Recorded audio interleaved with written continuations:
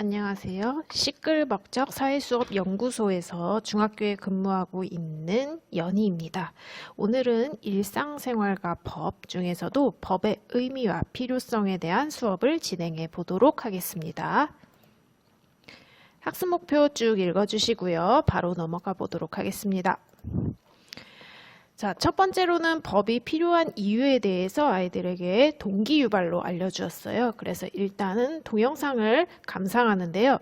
요 가로의 답을 상상해 보면서 동영상을 감상하도록 지도했습니다. 자, 그래서 여기 들어갈 정답은 갈등을 해결하고 그 다음에 권리를 보호하기 위해서라고 적어주면 되겠습니다. 넘어갈게요. 본격적으로 강의식 수업을 아주 짧게 진행을 하고요. 나머지는 활동형으로 진행하게 됩니다. 사회규범의 종류에 대해서 알아보도록 하겠습니다. 사회규범의 종류로는 관습, 도덕, 법이 있고요. 하나씩 알아보도록 할게요.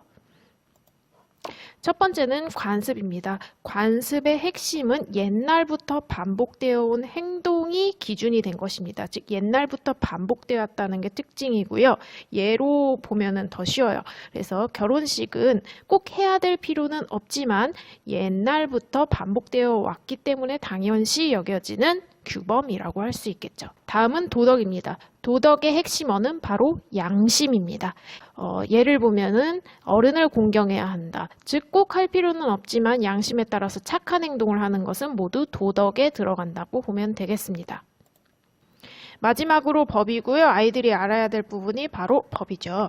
자, 법에서 핵심어는 바로 강제성. 만약에 학습지가 있으면 별표를 치게 해주세요. 강제성이 있는 것이 특징이고요. 안 하면 처벌을 받습니다. 예를 들면 최저임금법 등이 있고요. 법은 더 자세히 앞으로 배워갈 내용이라는 것을 아이들에게 한 번 더 주지시켜 줍니다. 자, 바로 게임으로 넘어가겠습니다. 게임은 침 모으기 게임이고요. 일단은 준비물을 설명을 해드릴게요. 게임을 진행하기 위한 준비물을 소개해 드리겠습니다. 첫 번째는 화이트보드예요. 자, 이 화이트보드는 자석으로 이루어져 있어서 칠판에 붙여서 쉽게 사용할 수 있고요. 한 장이 600원 정도로 아주 저렴해요. 이거를 개개인별로 하나씩 나눠 주었고요. 자, 그 다음에 두 번째로는 학생 개인별 보드 마카를 준비해 주었습니다. 그 다음에 세 번째로는 학생들이 화이트보드를 지울 수 있는 지우개고요. 요거는 모둠별로 나눠 쓸 수 있게 모둠별로 하나씩 제공했습니다. 그리고 모둠별 주사위를 네 번째로 제공을 해 주었고요. 자, 마지막으로는 게임을 진행하기 위한 게임칩. 이건 제가 직접 인쇄해서 코팅해서 만든 게임칩이고요. 저희는 콘칩이라고 부르고 있습니다. 이렇게 콘칩까지 하나, 둘, 셋, 넷, 5가지의 준비물을 준비해 주었습니다.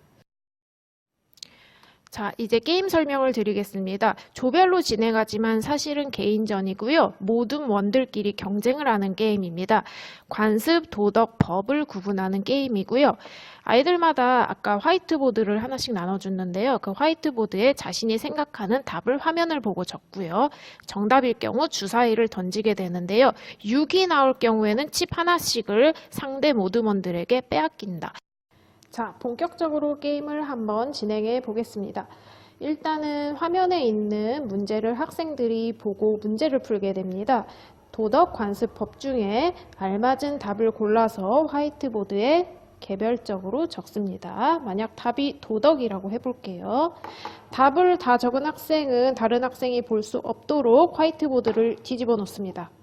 그리고 선생님이 하나, 둘, 셋 하는 순간 화이트보드를 뒤집어서 답을 확인하게 되고요.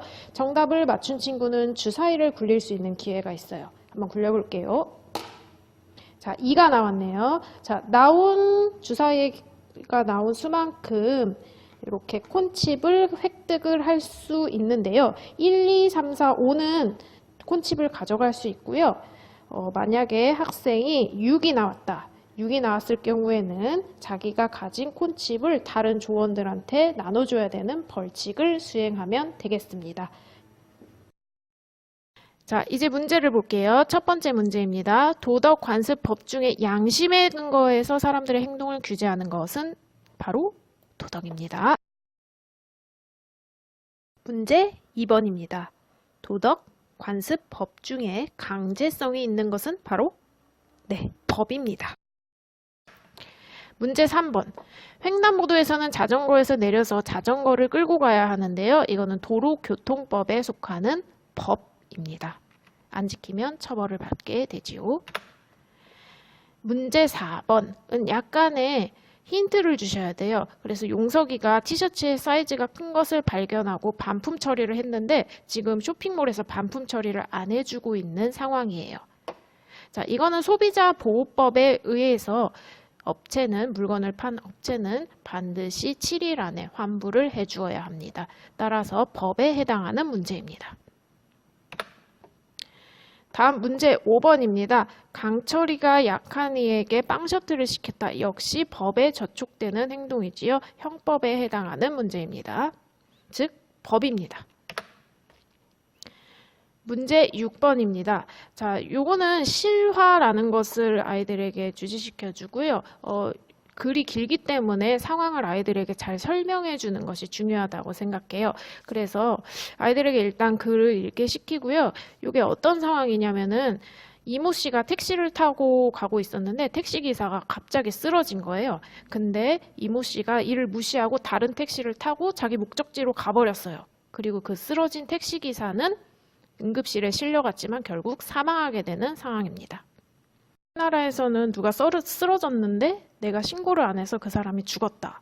이를 처벌할 수 있는 법 규정이 없기 때문에 이거는 이모 씨에 대한 양심에 관한 문제이므로 역시 도덕과 관련된 문제라고 보시면 되겠습니다. 문제 7번입니다. 중학교 학생들이 10시 이후에 PC방에 들어갈 수 없는 것은 청소년 보호법에 의한 법과 관련된 문제이고요. 문제 8번. 신인 아이돌 그룹이 안녕하세요 하면서 그 선배한테 인사 돌리는 거 있죠? 이거는 과거부터 진행된 관습입니다. 다음은 문제 9번입니다. 문제 9번에서는 실제 이것도 실화예요. 식당에서 상추를 재활용해서 사용해서 많은 손님들에게 질타를 받았다는데요. 한번 생각해 보세요. 정답은요. 도덕입니다. 이것도 예상해죠. 자, 상추, 고추와 같이 씻어서 원형이 그대로 보존되는 음식은요. 재활용해도 법에 저촉되지 않는다고 합니다. 따라서 식당의 도덕성의 문제이지요.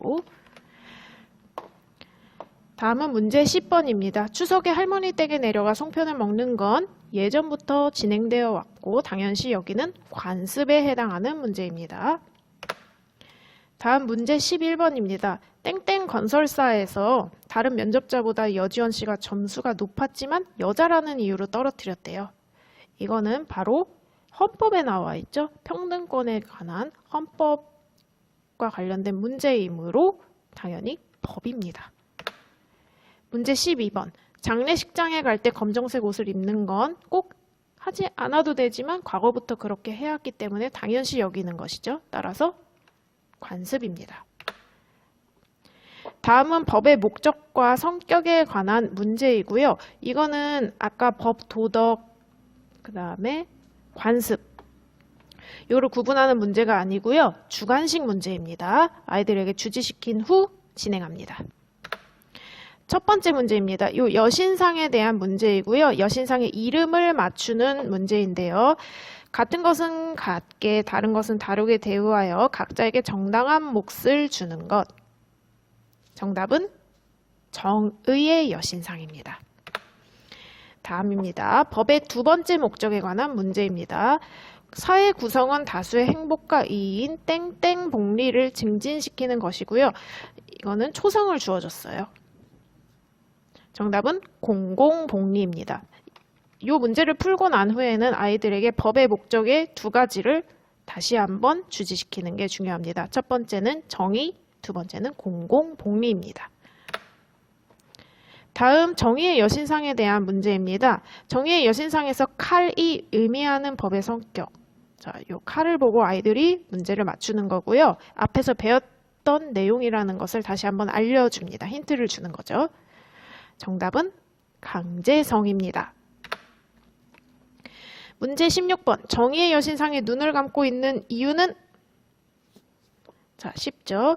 자, 눈을 감고 차별하지 않고 치우치지 않고 공정하게 판단하겠다. 즉 공정성을 의미하는 것입니다. 정의 여신상이 저울을 들고 있는 이유는 역시 차별하지 않고 평등하게 재판을 하겠다. 공정하게 판결하겠다라는 뜻이죠. 자, 요거는 시간이 남으면 진행해 주시면 되고요. 오늘 수업은 여기까지 진행했습니다. 감사합니다.